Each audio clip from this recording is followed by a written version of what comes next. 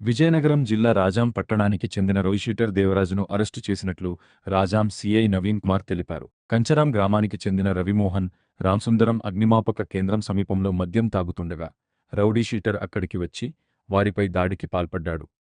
వారి వద్ద ఉన్న నగదు, సెల్ ఫోనును ఇవ్వాలని, లేకుంటే చంపేస్తానని బెదిరించాడు.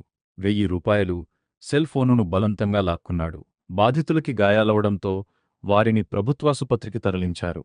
బాధితులు ఇచ్చిన ఫిర్యాదు మేరకు కేసు నమోదు చేసి దర్యాప్తు చేపట్టామని, దర్యాప్తులో నిందితుడు ప్రమేయం నిర్ధారణ కావడంతో అరెస్ట్ చేసి న్యాయస్థానం ఎదుట హాజరుపరచగా కోర్టు రిమాండ్ విధించిందని సీఏ తెలిపారు.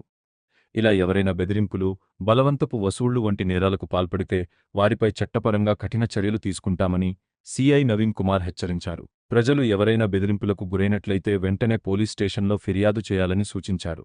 ఇదివరలోనే రాజ్యంలో ఉన్న రౌడీ షీటర్లందరికీ కూడా కౌన్సిలింగ్ చేసి వాళ్ళకి వార్నింగ్ ఇవ్వడం జరిగింది. మీరు మీ తెక్కేసాలు పిచ్చి వేసాలు వేసి మానకపోతే పక్కా కేసులు కడతామని చెప్పాం.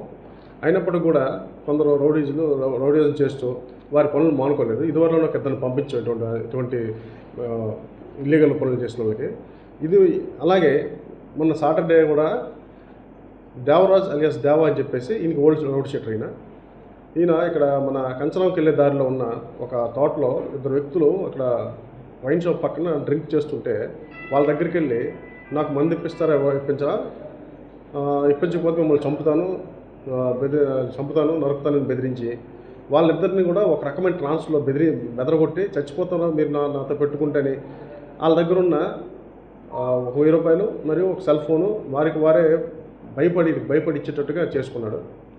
ఇది మళ్ళీ లీగల్గా అనుకుంటే ఇది ఒక ఎక్స్ట్రాషన్ కేసు.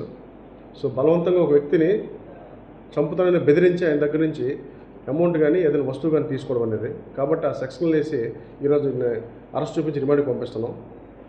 ఇంతేకాకుండా రాజ్యం ప్రజలు కూడా చెప్తున్నాం, ఇటువంటి ఏవైనా మీ దృష్టిలోకి వచ్చినట్టయితే, ఎవరైనా మీకు ఇలా బెదిరించినట్టయితే మా దృష్టిలోకి తీసుకురండి. ఎట్టి పరిస్థితుల్లో కూడా మీ పేరు, మీ తాలూకా డీటెయిల్స్ కూడా మేము గోప్యంగా ఉంచుతాం, మీకు హెల్ప్ చేస్తాం. ఎవరి దగ్గర భయపడవలసిన అవసరం లేదు. ఇంకా ఇది ఎవరు చేసినా కూడా, ఇటువంటి పనులు చేసినా కూడా పక్కా మేము పెద్ద కేసులే కడతాం, జైలుకి పంపిస్తాం.